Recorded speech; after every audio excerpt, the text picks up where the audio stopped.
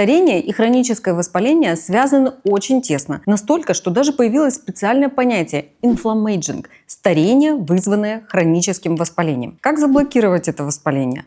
Можно ли таким блокированием остановить старение? А главное, какими способами? Меня зовут Юлия Щербатова. Я кандидат медицинских наук и главный врач клиники. Я расскажу вам, как, сохраняя здоровье тела, продлить свою молодость. Итак, что же такое inflammaging?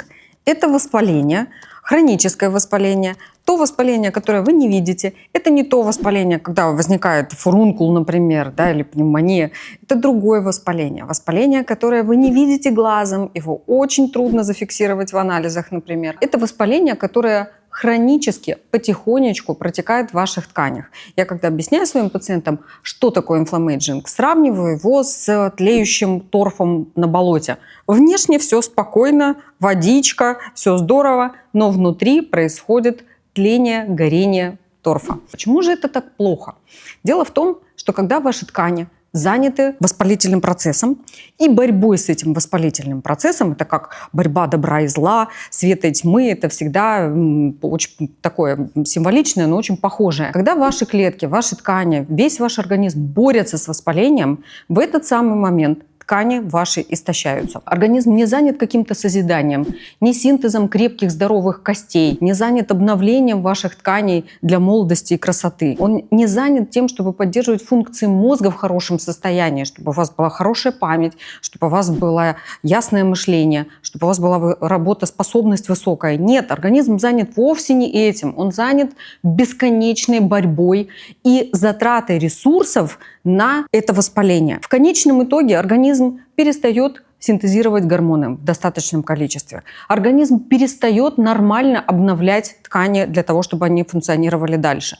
И старение наступает гораздо раньше. Может быть, кто-то из вас или кто-то из ваших близких подвергался, например, какой-то длительной болезни и, возможно, операции. Ему требуется огромное время на восстановление, много ресурсов, специальное питание, специальные препараты, специальные добавки. Почему так? Потому что организм все, что мог, запасы белка, железа, энергетические функции, все потратил на борьбу с этим воспалением. И вот когда ваш организм занят борьбой с воспалением, главным образом в этом участвует наш иммунитет. Иммунитет у человека бывает тканевым и гуморальным, тот, который в крови. С возрастом так уж устроено, что наш организм по мере старения, по мере протекания вот такого процесса, как хроническое воспаление, становится очень ленивым и в то же время очень агрессивным, совсем как люди. И происходит следующее. Ваш организм бросается на свои собственные ткани, так же, как он бы боролся, например, с бактериями или с вирусами или с грибами. Он очень неохотно это делает. И получается, что ваш организм бесконечно подвергается каким-то атакам своего собственного иммунитета на свои же ткани, вирусов, бактерий, воспаления. Таким образом наступает разрушение органов и тканей. К каким заболеваниям приводит хроническое воспаление? Приведу пример. Сосуды, когда в них начинают откладываться атеросклеротические бляшки, как этот процесс устроен? Изначально никаких бляшек наш организм в сосудах не откладывает.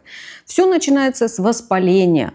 Когда воспаляется стенка сосуда, внутренняя оболочка, которую мы называем эндотелий или интима сосуда, там начинается воспаление. Сосуд, вот эта внутренняя оболочка становится рыхлой, отечной, болезненной. Вот там начинают застревать форменные элементы крови, вот там начинают скапливаться тромботические массы, вот там организм начинает такой экстренный ремонт, как кальцинация, и в конце концов это превращается в грубую такую бляшку, которая в конце концов закупоривает сосуд. Вот мы на УЗИ, когда делаем УЗИ бронхиоцефальных артерий, сосудов, мы видим, допустим, в области сонных артерий или бедренных артерий, как в буквальном смысле бляшка закрывает просвет сосуда, меняется линейная скорость кровотока, и там начинают формироваться тромбы. В конце концов это приведет к инфаркту, инсульту или отрыву тромба. Еще такой пример – это гастрит. Хроническое воспаление в стенке желудка рано или поздно приводит к истощению слизистой оболочки. Мы называем это атрофией, и это уже предраковое состояние. Почему хроническое воспаление приводит к старению? Дело в том, что клетка, которая все время воспалена, не получает нормального процесса клеточного дыхания, не получает возможности обновления, Митохондрии работают неправильно, и в конце концов клетка погибает. Как говорил наш замечательный великий отечественный ученый, заболевание организма – это заболевание клетки. Так вот, когда клетка заболела хроническим воспалением, ни один орган нормально не работает. А это мы уже называем, в конце концов, каким-то диагнозом, который приводит неизбежно к последствиям. То есть заболевание приведет к разрушению органа. И если этот процесс на примере одной маленькой клетки представить в масштабе всего организма, это и есть раннее старение. Накопление поломок на клеточном уровне и в итоге поломок всего организма. Как же замедлить старение, которое вызвано хроническим воспалением? Первое – это правильное рациональное питание. Достаточное количество омега-3 кислот в вашем рационе. Это достаточное количество клетчатки и антиоксидантов. И минимум простых сахаров. Второе. Научитесь контролировать свой стресс. Потому что кортизол – это триггер хронического воспаления и раннего старения. Следите за уровнем витаминов и минералов, потому что их дефицит неизбежно приводит к хроническому воспалению. Я приведу маленький пример. Это цинк. Цинк всегда стоит на страже раннего старения. Если в вашем питании, в вашем организме достаточно цинка, то уровень вашего воспаления всегда снижается. В этом ролике я рассказываю про 11 витаминов и минералов, которые позволят сохранить вашу красоту и здоровье. Контролируйте уровень сахара в своей крови.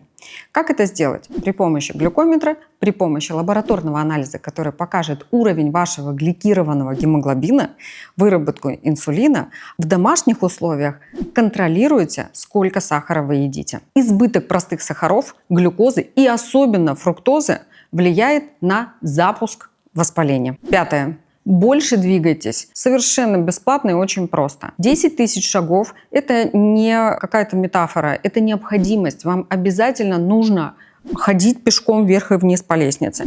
Вам обязательно нужна минимальная аэробная нагрузка. То есть вы должны приседать, отжиматься, делать сложные упражнения с гантелями. И самое главное – ходить пешком 10 тысяч шагов в день. И помните, старость – это не цифры в паспорте, это накопленное хроническое воспаление в ваших клетках и тканях. Чем раньше вы начнете работать с хроническим воспалением, тем дольше вы проживете здоровым.